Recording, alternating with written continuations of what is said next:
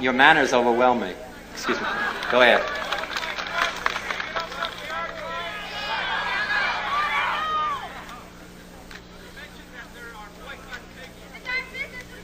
All right, go ahead. If you want to do something, go ahead. Ask me.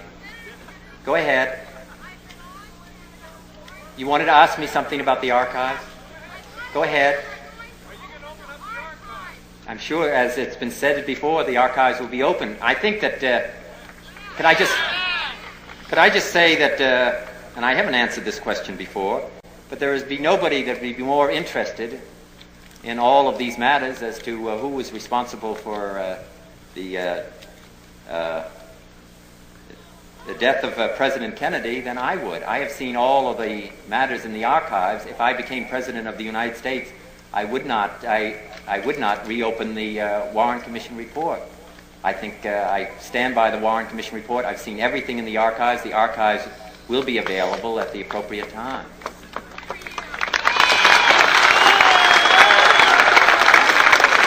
Now maybe I could answer some of your question, please.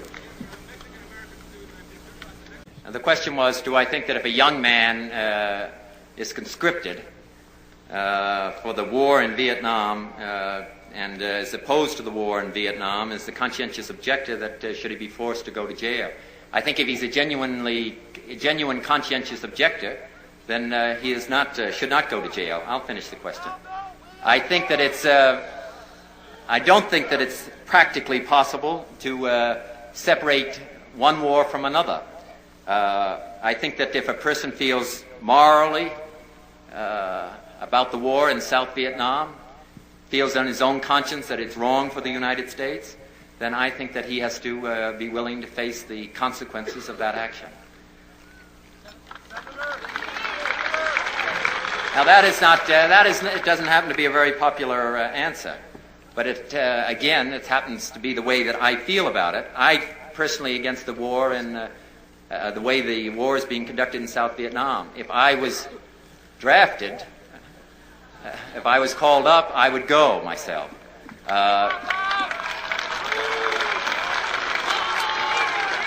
Secondly, I would say that I can understand the other part of it, those who are opposed to it and feel in their own conscience that they cannot go. I understand that, or kill, and be involved in the killing in South Vietnam. And I have respect for them. And as President Kennedy once said, someday perhaps we're going to have his medals for those who feel so strongly about their conscience and are opposed to war, as we will for those who achieve acts of bravery and conduct acts of bravery.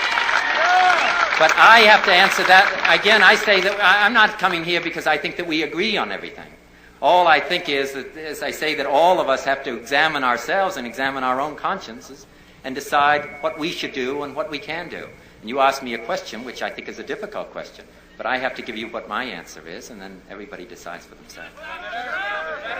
The question is whether I'm going to stop the draft. I don't think it's possible to stop the draft at the moment. Let me say this: once the war in Vietnam and Southeast Asia is finished, then I would hope that we would be able to develop a professional army. But let me add this to that. That sounds all marvelous, and then I'm sure you all agree with that. But I don't think that's possible now, and there's a heavy burden that's being carried by a few men. For the most part, it's by our poor. And I think that that burden has to be carried equally by all of our citizens, so I'm also in favor of ending student deferment.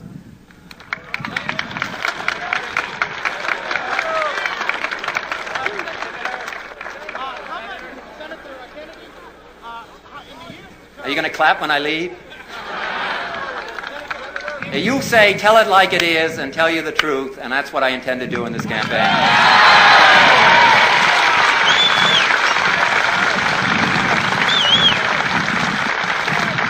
And you might not like it, you might not agree with it, but that's what I'm going to do. So, and I want to get you. Excuse me? I can only take one, whatever you... Senator, aren't you afraid after you get the nomination? Aren't you afraid after you get the nomination that you'll have split the Democratic Party divisively so that you won't be able question is, once I get the nomination, did you say if or once? When I get the nomination, will I fear that I have split the Democratic Party so divisively that we can't win? There are two things that I'd say to that. First, it's split before I went into the campaign. I think that was obvious from the state of New Hampshire. Secondly, I'm going to count on winning because I'm going to be running against Richard Nixon.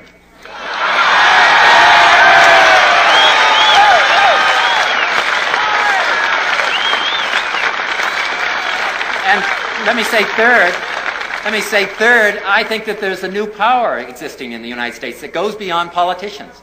It goes beyond political figures. I don't think those decisions are going to be made anymore by political figures or politicians. I think they're going to be made by you and people like you all over the country. Not just the young, but people who are going to take an active interest in the future of this country. And I think with their help that I can win the election in November. I can't do it. At the back with the white hair. Blonde.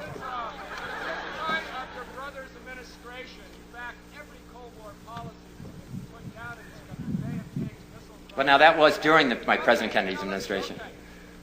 That was not one of our happiest days.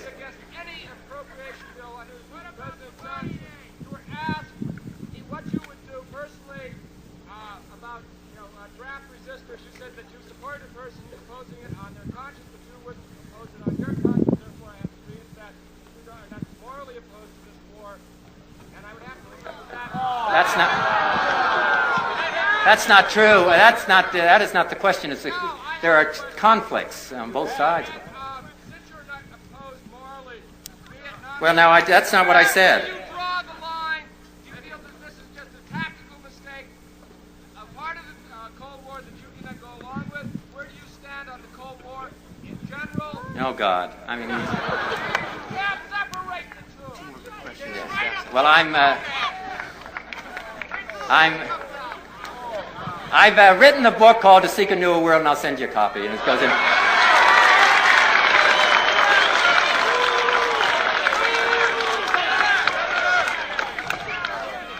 Go ahead, in the green sweater. I can take two more, they tell me, and then I get the hook. What? Right. I'm against the escalation of the war, as I have said before. I think that that's been a mistake. Which is one of the reasons that I have and part of the answer to the question the gentleman just asked me.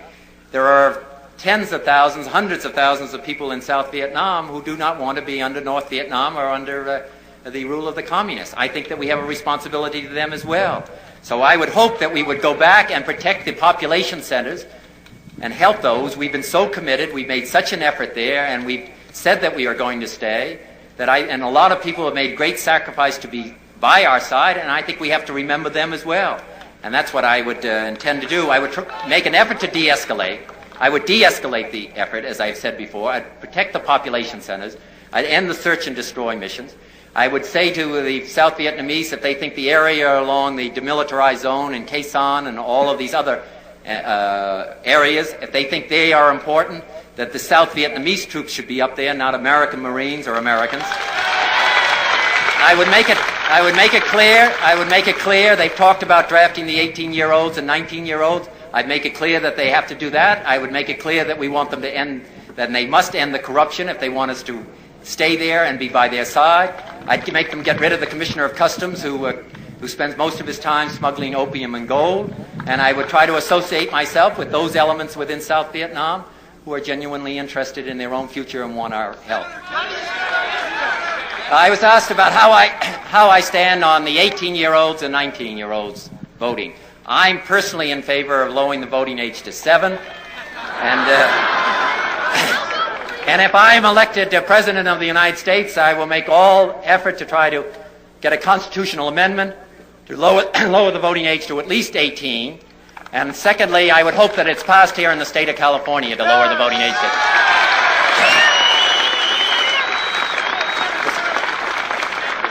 Listen, I am on my way to Watts, where I have to make a speech. How about Israel? I'm in favor of Israel. And And I think we have a commitment to Israel that we have to keep that commitment, and I'm in favor of keeping it. Listen, I need your help now. I need your help. I'm asking for your help. I can't win this election here in the state of California. I hope that you organize yourselves so that we have registration, so that people go out and vote in June, that you canvass various houses, neighborhoods. There are going to be headquarters established, and I need your help. We can change the face of this country. We can stand for something different in mankind, but we can't do it without your help. Give me your help and your hand. Thank you very much.